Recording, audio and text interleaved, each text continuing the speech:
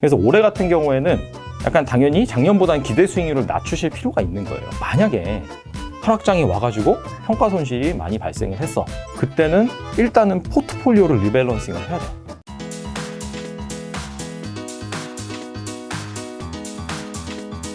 사실 작년에 많은 사람들이 이제 주식 투자 좀 시작을 했잖아요. 근데 지금 주식 시장이 조금 뭔가 정체하고 좀 재미가 없다 보니까 3,000에서 3,200 사이에 계속 왔다 갔다 하고 도돌이표를 하고 있는데, 그러다 보니까 이제 개인 투자자분들이 관망하고 있는데, 좀 이럴 때 좀 어떻게 해야 됩니까? 저는 그렇게 관망을 하고 있다? 네. 라고 하는 것 자체가 약간 좀 잘못됐다고 봐요. 그러니까 뭐가 잘못됐냐면 네. 그 얘기 뭐냐면 작년에는 엄청 올랐으니까 투자를 하고 올해는 약간 지지부진하니까 투자를 안 한다? 그렇죠. 근데 그렇게 따지면은 사실 투자를 앞으로도 할 수가 없어요. 그러니까 왜냐면은 작년에 그렇게 올랐던 거는 우리나라 증시 기준으로 본다면 10년에 한 번 있을까 말까 한 일이에요. 그렇죠. 네. 그러니까 지난 10년간의 그런 장 사이클을 한번 살펴보면 네. 2007년도에 좀 올랐어요. 네. 2007년도에 세미 상승장이라고 해서 한 코스피 지수가 한 20% 정도 오르는 그런 구간이 있었고, 뭐 작년 같은 경우에 아시다시피 접전 기준으로 환산을 해본다면 2배 이상 올랐거든요. 네. 1,400 얼마를 찍고 작년 종가 기준으로 거의 한 3,000 가까이에서 마감을 했으니까. 네. 근데 이제 원래 주식은 이렇게 계속해서 오른 게 아니에요, 원래는. 아니죠. 네, 근데 작년에 유행어가 있었어요. 원래 주식은 계속 오른 건가요? 아, 근데 그게 약간 좀 상당히 좀 기이한 현상이었다라고 여러분들이 생각하실 필요가 있고, 그래서 올해 같은 경우에는 약간 당연히 작년보다는 기대 수익률을 낮추실 필요가 있는 거예요. 그리고 뭔가 이런 시장의 방향성, 이게 작년처럼 오를 것이다라고 투자하는 게 가장 위험하고, 어느 정도 작년보다는 기대 수익률을 좀 낮게 책정을 하면서 네. 결과적으로는 이 중에서 어떤 산업이 뜰지, 이를테면 앞서서 저희가 말씀드렸던 뭐 보복 소비주라든지 네. 그런 식으로 섹터나 종목 관점에서 접근하실 필요가 있는 거죠, 사실. 그럼 만약에 지금 상승장이 이제 다 어느 정도 끝났고 하락장이 올 수도 있는 거잖아요. 뭐 하락장이 뭐 올 수도 있겠죠, 그쵸. 사실. 그럼 하락장이 만약에 온다면 그때 투자 대처 방안 그냥 다 빼야 되나요? 그러니까 그게 이게 사실 솔직히 말씀드릴게요. 질문이 좀 잘못되긴 했어요. 왜요? 그러니까 하락장이 오면 현금을 빼야 되냐? 네. 근데 그게 뭐냐면은 하락장은 언제 할 수 있냐면은 이미 다 하락하고 나서 할 수 있어요, 사실. 그렇죠. 네. 그러니까 예를 들어서 좀 오르다가 좀 빠졌어요. 근데 이게 쭉 빠지는 게 아니거든요. 네, 그쵸. 다시 또 바운딩을 해요. 네. 그러면 거기에서는 하락장 온 거 아니야? 아니다. 무슨 소리냐. 이거 기간 조정이다. 네. 라고 이제 그런 얘기가 좀 나오거든요. 네. 근데 결과적으로 이게 누구나 다 동의하는 하락장이다. 라고 할 수 있는 상황이 온다면 이미 다 빠진 상황이에요. 그쵸. 그러니까 솔직히 말하면 대처가 그때 가서 이미 못 빼겠죠. 못 빼요. 그때 빼면 사실 최저점에서 빼는 거예요, 사실. 네. 최저점이나 최저점 바로 윗단계에서 빼는 거겠죠? 네. 그러니까 사실 근데 그 개인 투자자들이 그런 것들을 기민하게 보면서 뭐 기술적으로 얼마 깨지면 딱 팔겠다. 이런 것들을 힘들거든요. 쉽지 않죠. 그렇기 때문에 제 생각에는 만약에 보유하고 있다가 하락장이 와가지고 평가 손실이 많이 발생을 했어. 라고 한다면 그때는 일단은 포트폴리오를 리밸런싱을 해야 돼요. 그러니까 왜냐면은 이게 항상 그 주식 시장의 사이클을 보면은 이게 뭐 상승하고 있다가 큰 조정이라든지 아니면 단기적인 조정이라든지 한번 조정이 나오면은 그때 약간 좀 손바뀜이 일어나긴 하거든요. 네. 근데 그 상황에서 내가 좀 괜찮은 우량주를 잘 가지고 있었다라고 한다면 굳이 조정할 필요가 없지만, 근데 이게 막 아시다시피 뭐 물론 이제 소수 종목에 집중 투자하신 분도 계시지만 대부분 막 이런저런 주식 막 사고 막 그렇게 모이신 분도 많거든요. 그런 분들 같은 경우에는 과감하게 애매한 종목은 좀 종목을 하고 정리를 좀 하고 그 다음에 우량주 중심으로 앞으로도 좀 괜찮을 것 같은 그런 종목 중심으로 이렇게 좀 리밸런싱을 하는 그런 상황이 필요하고, 그리고 뭐 버텨야죠, 사실. 네. 하락장이 좀 자기 포트를 관리하고. 그쵸. 그리고 이제 가장 사실 미연에 방지하는 게 중요하잖아요. 네. 그래서 제 경험을 좀 말씀을 드리면 이게 뭐 사실 여러 가지 경제 지표 보면서 이게 고점이다. 이런 건 큰 의미가 없어요. 왜냐면은 주가가 가장 먼저 반응해요. 항상. 그러니까 뭔가 경제 지표를 보고 이제부터 하락장 시작이다 라고 해서 하락장이 시작되는 건 아니거든요. 이미 주가는 떨어지고 있을 거고. 그쵸. 그리고 나서 후행적으로 나오는 케이스가 훨씬 더 많아요. 그래서 이거는 누구나 좀 쉽게 활용할 수 있는 뭔데? 그런 방법이 있는데, 인간 지표. 예를 들어서 주변의 사람들, 그런 사람들이 너무나 기뻐한다든지 네. 돈을 많이 벌었어. 네. 근데 그 사람이 사실상 전문가도 아니에요, 알고 보면. 네.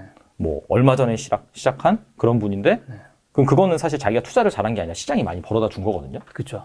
그래서 그런 분들이 좀 주변에 많다. 그리고 나 스스로를 좀 돌아보면서 나를 가지고도 활용을 하는 방법이 있어요. 내가 맨날 봐요, HTS를. 맨날 뭔가 수익이 잘 나고 있어.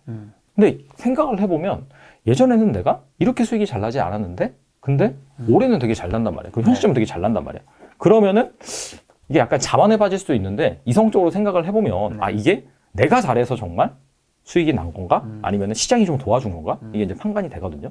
그래서 그런 상황이 좀 자주 발생을 한다라고 하면은 그때부터는 좀 리스크 관리를 하셔야 되는 거예요. 좀 줄이고. 어차피 우리가 최고점을 알 수는 없고 그 다음에 여러 가지 경제 지표를 가지고 아 이제 꺾인다라고 명확하게 그 타이밍을 맞출 수 없기 때문에 일단은 뭔가 주변 사람들이 많이 벌었어요. 주식 전문가도 아닌데. 그리고 나 스스로도 과거와 비교해서 내가 HTS라든지 MTS라든지 보면서 기뻐하는. 그리고 내가 뭔가 이 정도면은 퇴사를 해도 되겠는데? 이렇게 벌면 엄청 벌겠는데? 라고 이제 그렇게 생각이 계속해서 된다라고 한다면 그때서부터는 좀 조심할 필요가 있어요. 그렇게 해서 좀 리스크 관리를 좀 미리미리 하시는. 어떻게 보면 그런 식으로 따지면 요즘에는 사실 사람들이 주식 시장에 좀 관심이 좀 많이 줄어들었잖아요. 그쵸. 좀 재미도 없어서 네네네. 좀 비트코인을 갔다가 네. 비트코인에서 좀 여러 가지 큰 이제 폭락도 있고 한 건데 그렇게 따졌을 때는 지금은 좀 다시 뭔가 오를 것 같은 느낌이 인간 지표로만 본다면 약간 좀 그런 가능성도 좀 있겠죠. 네. 근데 여기에서 더 그럴 수도 있고, 그쵸. 네. 더 관심이 없어질 만한 상황이 발생할 수도 있고, 그건 알 수가 없는 거예요. 그쵸. 그래서 사실 뭔가 우리가 이제 타이밍을 잡고 비중을 줄일 때 이때다가 딱 잡고 한 번에 딱 파는 게 아니라 조절해야죠, 조절. 그러니까 분할 매수, 분할 매도. 우리가 정확한 그런 타이밍을 맞출 수는 없으니까. 투자의 대가들 이렇게 말 들어보면은 이분들이 절대 고점을 맞추는 분들이 아니에요. 예. 그냥 그런 상황이 발생을 하면은 조심을 하는 거죠. 그렇죠. 누가 고점을 맞추겠어요, 이제. 근데 문제는 차트가 나오니까 차트에는 고점과 저점이 다 나오잖아요. 나오죠. 그걸 보다 보니까 내가 그걸 맞춰야 되겠다는 생각을 하는 거지. 맞아요. 예. 사실 그 차트를 못 본다면 그건 뭐 불가능한 건데 어차피. 그러니까 욕심을 최대한 안 부리는 게 중요한 것 같습니다. 제 생각에는. 이게 하다 보면은 최고점이 항상 내 원금이에요. 그런 생각을 해요. 그렇죠. 그러니까 나는 분명히 평가 수익을 충분히 많이 보고 있는데 지난주에 최고점 찍었는데 그때 대비로는 마이너스 10%네? 그게 아까운 거야. 그치. 안 팔아요. 그래서 사실. 그래서 그런 것들, 그러니까 나에 대한 그런 감정적인 인간 지표를 잘 활용을 하면 제 생각에는 어차피 이게 장기전이거든요. 그렇죠. 우리가 1년 안에 슈퍼게임가 될 수가 없어요. 사실. 그런 분들은 거의 극히 드물고 네네. 사실 막 언론이나 이런 데 나와가지고 막 뭐 해가지고 1년 만에 뭐 몇십억 벌고 이런 분들이 있잖아요. 그러니까 나도 저렇게 돼야지라고 생각을 할 수가 그분이 있는데 소수기 때문에 거기 나올 수 있는 거예요. 그쵸, 극소수기 때문에. 그러니까 그런 환상을 좀 버리시고 네. 어차피 장기전으로 우리가 뭐 1년 살고 2년 살고 그런 거 아니잖아요. 그러니까 좀 장기적으로 보고 나는 어차피 일하면서 한 10년이고 20년이고 계속 투자를 할 거야. 그래서 시간을 내 편으로 만들어야지. 너무나 이렇게 조급해서 하면 분명히 잘 안 됩니다. 네. 최근에 이제 5월달 공매도가 시행됐잖아요. 네네. 그 이후에 국내 증시가 이제 바이오 종목 중심으로 대거 좀 찬바람을 맞은 걸로 알고 있는데 공매도 영향은 좀 언제까지 갈 거라고 보세요? 공매도 영향 같은 경우에는 이것도 사실 공매도는요 어디까지 영향이 갈 거다라고 단정 짓기가 애매한 부분이에요. 왜냐하면 공매도가 예를 들어서 앞으로 3개월, 4개월, 5개월까지 시행된다 이런 게 없잖아요. 그렇죠. 그러니까 공매도 영향은 계속 영향권 안에 있는 겁니다. 그렇죠. 안에 있는 거라고 보시고 대신에 그 여러분들이 그렇다면은 어떤 종목에 투자를 해야 되느냐 이제 그런 것들을 과거의 그 사례와 좀 비교를 해서 제가 좀 말씀을 드리면 과거에 공매도가 중단이 됐다가 재개된 지가 2번 있어요. 2009년도 그리고 2011년도에 이제 그때 이제 공매도가 풀리고 나서 어떤 종목이 좀 올랐고 어떤 종목이 하락을 했느냐 그런 것들을 좀 조사를 해보니까 일단은 공매도가 많이 집중됐다라고 해서 집중된 종목이 많이 하락하지는 않았어요. 두 개의 상관성은 별로 없더라고요. 근데 공매도가 집중돼서 하락한 종목 그리고 공매도가 집중됐는데도 불구하고 상승한 종목 그 차이가 뭐냐면은 결국에는 싸냐 비싸냐예요. 그러니까 너무나 고평가되어 있는 종목은 공매도 두드러 맞고 조정이 나오는 거고 대신에 저평가된 종목 있죠. 그동안 좀 소외받았는데 뭔가 실전 모멘텀이라든지 그런 게 좋아지는 종목 같은 경우에는 공매도 두드러 맞고도 오히려 올랐어요. 그러니까 제 생각에는 공매도에 너무나 이제 그 프레임 안에 갇혀가지고 그 부분 때문에 투자 의사 결정에 대해서 뭐 혼란스러워 한다든지 결정을 못하는 그런 건 하지 마시고 차라리 그냥 그런 상황에서 이건 어차피 꾹쭉 안고 가는 거다라고 생각을 하시면서 뭐 아까 말씀드린 그런 뭐 올해 괜찮을 것 같은 주식, 우량할 것 같은 주식 그런 쪽에 집중을 하시는 게 낫지 않을까. 또 최근에 아까 말씀하신 카카오 모빌리티, 그다음에 뭐 구글이 손잡고 SK텔레콤, 우버 뭐 합작하기로 했는데 뭐 그러면 모빌리티 분야 주식에 대해서 좀 전망을 좀 어떻게 보세요, 조사님은? 일단 좋게 보죠. 좋게 보는 건 맞긴 하고 대신에 이제 뭐 관련주가 사실 뭐 국내에서는 좀 대형주밖에 없긴 하죠. 대형주밖에 없긴 한데 앞서서도 이제 말씀드렸던 그런 포인트를 사실 다시 말씀드려야 될 것 같긴 한데 이 모빌리티가 단순히 그냥 뭐 카풀 개념, 차량 공유 개념이 아니라 앞서서 말씀드린 것처럼 물류, 배송, 그러니까 이게 커머스랑 연결이 되는 거죠. 그렇죠. 그런 거에 대한 인프라를 얘네가 가져갈 거예요. 네. 그래서 이제 네이버 같은 경우에는 물론 이제 카카오나 뭐 그런 우버, 뭐 ASK라고 하셨나요? 네. 네, 말씀해 주셨는데 네이버 자연스럽게 네이버 얘기를 좀 안 할 수가 없어가지고 네. 말씀을 드리면 얘네가 지금 하고 있는 게 마이크로 풀필먼트 센터라는 게 있어요. 네. 이게 풀필먼트 센터가 뭐냐면은 그냥 쉽게 말하면 물류센터예요. 물류센터인데 예전에는 그냥 물류센터가 그냥 창고적인 역할만 했다라고 한다면 그래서 이제 배송까지 다 해주는 걸 풀피먼트를 하잖아요. 그쵸. 네. 근데 여기에 마이크로가 붙었잖아요. 네. 규모가 좀 작은 거예요. 왜 규모가 작느냐? 이게 예전에는 도심 외곽 지역에 엄청나게 물류센터를 크게 지었어요. 네. 그게 이제 물류센터였죠. 근데 이제는 아까도 말씀드린 것처럼 음식 배송 그리고 뭐 배달의 민족의 비마트 즉 거의 판매할 수 있는 모든 거를 배송할 수 있는 그런 시스템으로 점점 가고 있거든요. 그렇기 때문에 도심 지역에 도시는 땅값이 비싸잖아요. 네. 크게는 못 지어요. 하지만은 도심 곳곳에 그렇게 네. 마이크로 풀필먼트 센터가 설치가 돼서 네.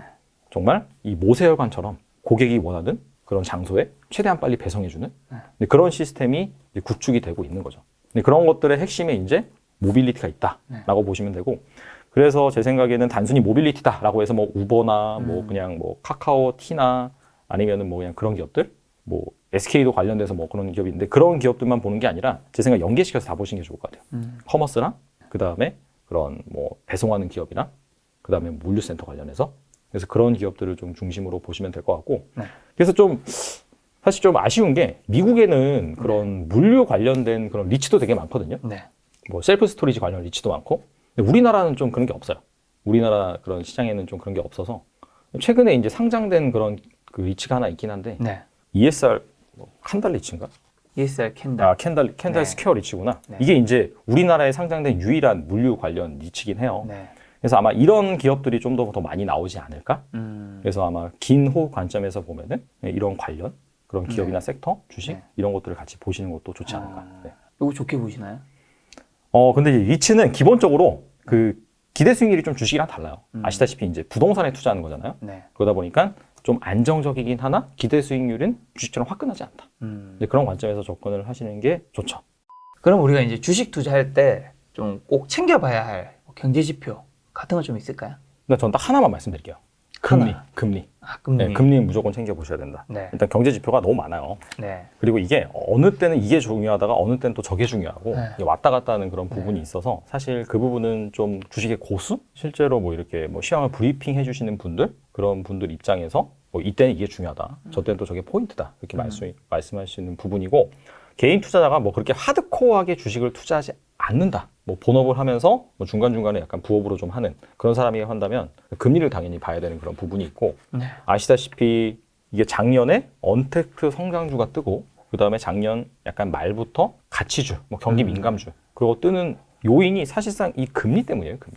결과적으로 금리가 낮아지면 그게 이제 주식의 가치가 오르잖아요. 네. 사실 그러다 보니까 이 밸류에이션 싸고 뭐 그런 거보다도 얼마나 성장할 수 있느냐. 네. 그게 이제 핵심이 되기 때문에 사실 이렇게 금리가 낮아지면은 뭐 아시다시피 뭐 성장주라든지 네. 그런 쪽의 섹터가 부각을 받을 수밖에 없는 거고 반면에 금리가 높아지면은 금리가 점점 높아지네 라고 하면서 상대적으로 이 주식보다는 뭔가 뭐 지금 상황에서 예금이라고 하기엔 좀 그렇긴 하지만 그럼에도 불구하고 뭔가 이자를 줄 수 있는 그런 투자 상품의 매력이 상대적으로는 좋아지는 거잖아요.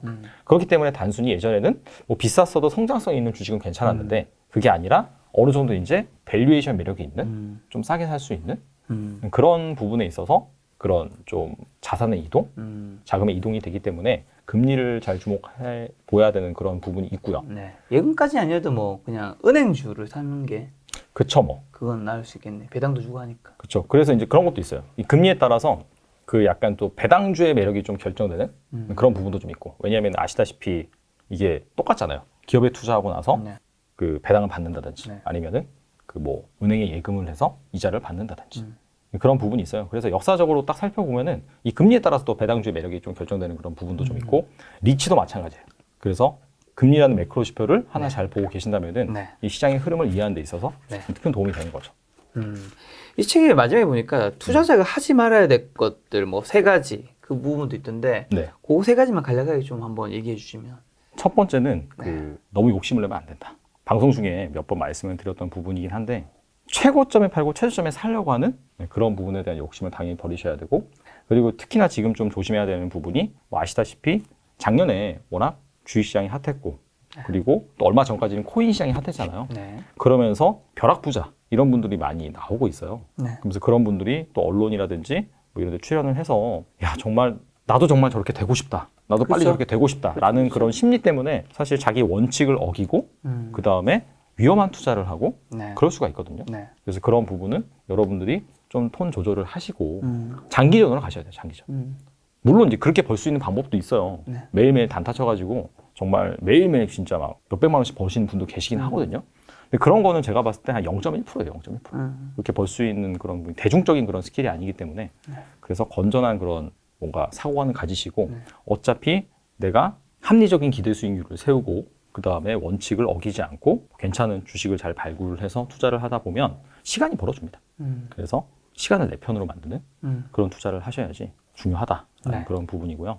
두 번째로는 주가 예측을 섣불리 하지 마라. 주가라는 것 자체가 네. 사실 장기적으로 봤을 때는 이게 기업 가치에 수렴을 하기 때문에 장기적인 관점에서는 이 기업이 정말 좋아지고 해당 산업이 좋아진다라고 하면은 장기적으로 가거든요. 근데 단기적인 주가 흐름은 사실 알 수가 없어요. 그렇죠. 네. 그리고 이제 기술적인 지표 여러 가지를 사용하면서 뭐 예를 들어서 뭐 저항선 긋고 지지선 긋고 네. 지지선 내려오면 사고 뭐 저항선 또 붙이면 또 팔고 이런 매매도 약간 일반적인 그런 매매라고 할 수 그렇죠, 있잖아요. 근데 그게 맞을 때도 있는데 틀릴 때도 틀릴 때도 있어요. 네. 그렇기 때문에 그러한 주가 흐름 섣불리 맹신하지 말고 그 다음에 이 시장 흐름도 어떻게 보면 사실 마찬가지긴 해요. 우리가 시장 흐름을 예상하긴 해야 되는데 네. 그 부분이 야 정말 이렇게 될 것이다. 네. 그 부분 때문에 예상을 하는 게 아니라 네. 여러 가지 시나리오를 제시를 하고 만약에 그 시나리오대로 가지 않는다라고 네. 한다면 어떻게 그럼 우리가 대응을 해야 될 것이냐. 그것 때문에 사실 예상 시나리오를 세우는 거지 네. 무조건 이렇게 될 것이다라고 해서 베팅을 하는 건 아니거든요. 그래서 오히려 그런 예측보다는 대응을 해라 라는 관점에서 말씀을 드리고 싶고, 대응이라면 뭐 이런 거죠. 고점을 맞추려는 그런 게 아니라 올라가면 적당히 인간 지표 좀 따져보고 나의 기분이 어떤지, 내가 정말 MTS를 얼마나 자주 열어보는지 그런 것들을 다 따져본 다음에 네. 이러면 좀 위험하구나, 비중을 좀 줄여야겠다 라고 하면서 그렇게 대응을 하시는 그런 방법이 중요하고, 마지막으로는 특정 투자 방법을 맹신하시면 안 돼요. 네. 그러니까 사실 뭐 유튜브라든지 여러 가지 좋은 콘텐츠들로 이러이러한 투자 방법이 있습니다 네. 라고 이제 우리가 수많은 정보를 얻을 수가 있잖아요. 네. 근데 이게 항상 통하는 건 아니에요. 항상 통하는 건 아니고 자연스러운 현상인데, 특정 통하는 투자 방법이 있는데 이게 상당히 대중적으로 가요. 대중적으로 가면은 그만큼 또 기대 수익률은 낮아지게 되는 것이거든요. 그래서 뭐 예를 들어서 뭐 저PR주 뭐 무슨 거 사고 뭐 고 ROE주 사가지고 포트폴리오 구성하면 무조건 번다. 연평균 몇 % 나온다. 그리고 이제 한때 막 가치 투자계 쪽에서 마법 공식이라고 해서 제가 방금 말씀드린 그런 부분, 고 ROE주 뭐 이런 것들, 그 다음에 뭐 저PR주 조합을 해서 포트폴리오를 구성하면 연평균 뭐 한 30-40% 수익률 난다. 네. 이런 부분이 상당히 좀 유행을 했었어요. 근데 그렇게 유행을 하고 나서 누구나 다 이런 것들을 사용을 하다 보니까 기대 수익률이 낮아지는 거예요. 안 나오거든요. 그래서 초보자들이 하는 가장 많은 실수 중에 하나가 특정 투자 방법을 맹신하는. 네. 그래서 이런 것들을 맹신하지 마시고 일단 그 투자 방법이 알게 됐어요. 네. 괜찮아요. 그렇다면은 일단 뭐 투자도 해보시고, 근데 분명히 어느 순간에 안 통하는 그런 상황이 올 거예요. 네. 그러면 이게 왜 안 통할까? 네. 라는 그런 생각도 해보셔야 되고, 이러이러한 변수를 좀 바꿔볼까? 네. 라고 이제 그런 생각을 계속 하셔야 돼요. 어차피 투자 같은 경우에는 계속해서 변화하고, 이게 이제 디테일하게 들어가다 보면은 네. 사실 사람의 감정과 그런 뭐 역사와 이게 계속 변하거든요. 시장이라는 것 자체가. 그래서 그런 것들을 계속해서 팔로우 하면서 어떻게 좀 변화시켜줘야 되는지 네. 그런 부분에 대해서 고민을 계속해서 하셔야 되는 거예요. 사실. 알겠습니다. 사실 요즘 뭐 제로금리 시대잖아요. 제로금리 시대에 우리가 돈을 벌기 위해서 투자를 하고 있지만 사실 버는 것보다 중요한 건 이제 돈을 잃지 않는 거잖아요. 그렇죠. 어떻게 보면 작년에 주식을 좀 늦게 들어가신 분들이 투자 수익률이 오히려 마이너스였다라는 얘기를 좀 제가 어디서 많이 들었거든요. 작년 말에 들어가셨다라든지. 네, 작년 중에 들어갔어도 마이너스인 경우가 좀 있다고 하더라고요. 그래서 그런 분들에게 마지막으로 뭔가 하고 싶으신 말씀이 있다면? 일단 제가 그 투자 쪽에 한 10년 넘게 있었고, 주로 이제 투자 그 콘텐츠를 만들고 네. 기업을 분석하고 그런 것들에 대해서 업무를 해왔었는데, 지식은 한 30% 되는 것 같아요. 나머지 심리, 그게 이제 한 70% 정도 되는 것 같더라고요. 그래서 결과적으로는 여러분들이 이 주식을 하시는 데 있어서 심리 싸움이에요. 심리 싸움. 마인드 컨트롤 싸움이고. 그래서 꼭 해야 되는 방법이 뭐냐면은 일단 나 자신을 알아야 돼요. 네. 그러니까 보면은 뭐 그런 것도 많잖아요. 집중 투자가 맞냐, 아니면 분산 투자가 맞냐. 달걀을 한 바구니에 담지 마라. 그렇죠. 아니면 돈 벌려면 무슨 소리냐. 네. 한두 종목에 집중 투자해야 된다. 워렌 버핏도 그렇게 하지 않았느냐. 네. 이게 말이 많은데 저는 제 생각에는 자기 자신을 먼저 알아야 돼요. 그러니까 그게 왜 그러냐면 한 두세 종목 이상 투자를 하면은 정신이 없어가지고 종목 관리가 안 되시는 분들이 있어요. 그렇죠. 그렇죠. 그런 분들은 베팅하는 거예요, 소수 종목에. 그리고 베팅해도 난 잠 잘 잘 수 있는데 별로 데미지가 없어. 이런 분도 계시는데 정말 한 15종목 이상의 분산 투자하지 않으면 네. 힘드신 분도 계세요. 네. 한 종목이 한 20-30% 정도 비중을 가져가시면 잠이 안 와요. 이분은 상당히 실력도 있고 기업 분석도 잘하고 하는데도 불구하고 그게 안 맞는 분들이 계시거든요. 네. 그래서 일단 자기 자신을 파악하는 게 중요해요. 그러니까 좋은 종목 나오고 괜찮은 투자법 나와도 나한테 안 맞는 방법이 있고 맞는 방법이 있거든요.